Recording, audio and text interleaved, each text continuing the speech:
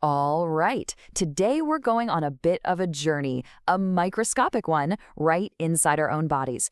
We're going to uncover these incredible specialized factories, our glands, and then explore the living network, the connective tissue that literally holds everything together. So let's get right into it.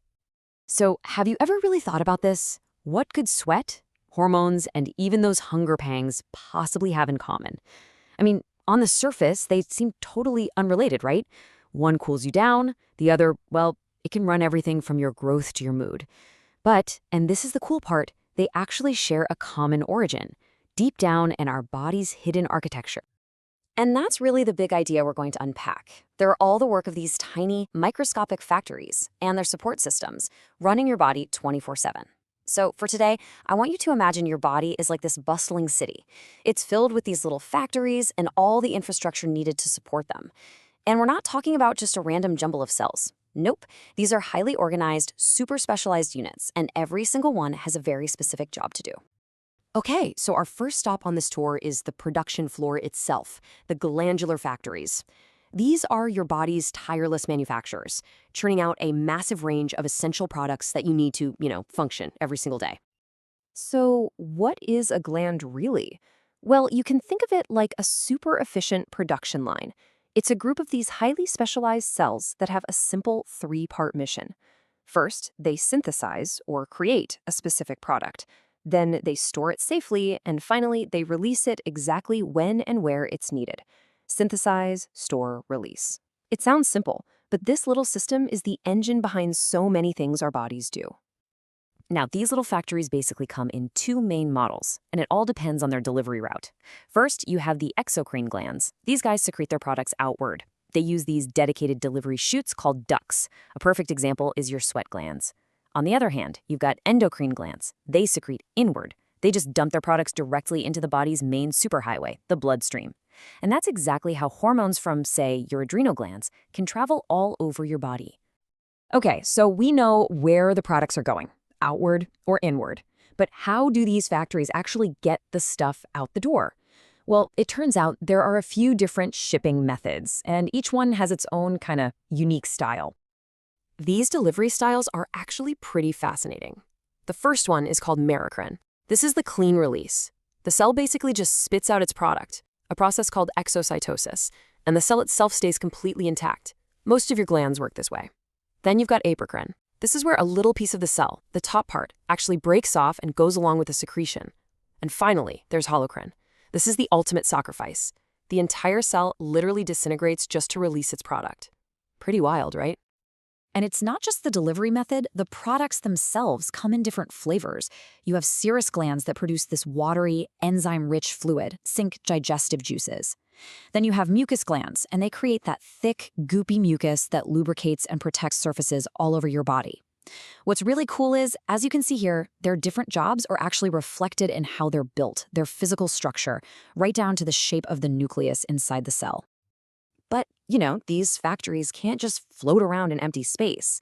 They need scaffolding to hold them up, they need supply lines for nutrients, and they definitely need security. And that is where the supportive matrix comes in.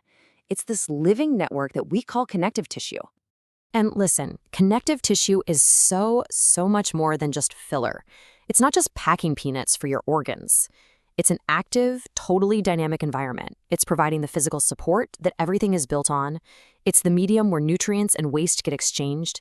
And it's your body's first line of defense against invaders. It does a ton of work. So, how is this complex matrix built? Well, it's surprisingly simple. It just has three core components. You've got the cells. These are the workers, both residents and temporary staff. You've got the fibers. Think of these like strong structural cables, like collagen, giving everything its strength. And then you have the ground substance, this gel-like goo that everything sits in. It's like a transport system and a communication network all in one. All right, so let's zoom in even closer and actually meet some of the key resident cells. These are the permanent workers on site who build, maintain, and protect this whole system. First up, meet the fibroblast. This is your builder cell. If connective tissue is a construction site, the fibroblast is the master builder, the main construction worker. And its job description is pretty impressive. It's the one that actually makes those crucial collagen and elastic fibers we were just talking about. It also secretes that gel-like ground substance, and here's where it really shines. Whenever you get a cut or an injury, fibroblasts kick into overdrive. They start dividing like crazy to repair the damage. They are absolutely essential for healing wounds. Next on our tour, let's meet the guardian cell, the macrophage. Think of this cell as the connective tissue's security guard, its cleanup crew, and its intelligence agent, all rolled into one. So macrophages are absolute masters of this process called phagocytosis, which is basically just cellular eating. They're like little Pac-Man wandering through the tissue, gobbling up and digesting anything that shouldn't be there, like bacteria or old busted cells. But they don't just clean up, they also alert the rest of your immune system to any potential threats, so they're also critical first responders. And the final resident we're going to meet today is the adipose cell. You probably know it as the fat cell. The best way to think about this one, it's your body's energy banker. Its main job, its whole purpose, is to store energy in the form of a big droplet of fat. That way, your body has a reserve it can tap into when it needs fuel. And a really cool side effect of this design is what it looks like under a microscope. That giant fat droplet actually shoves the cell's nucleus and everything else way off to the side, creating this really unique signet ring shape. It's pretty distinctive. So the most important thing to take away from all this is that none of these parts are working in isolation. It's all connected. You've got these glandular factories built inside this living matrix, which is maintained by the builder cells, protected by the guardian cells, and fueled by the energy bankers. It's a completely integrated, self-sustaining system. And when you think about the scale of it, it really puts it all into perspective. We're not talking about a few cells here and there. We're talking about a vast, microscopic civilization. Millions of factories and literally trillions of cellular workers, all operating in perfect sync every single moment of your life. It's just staggering when you stop and think about it. And that kind of leaves us with one final thought, doesn't it? We've really only just scratched the surface of this hidden world inside of us. It makes you wonder, what other incredible secrets is your body keeping right now? All these amazing processes just humming along, waiting to be discovered.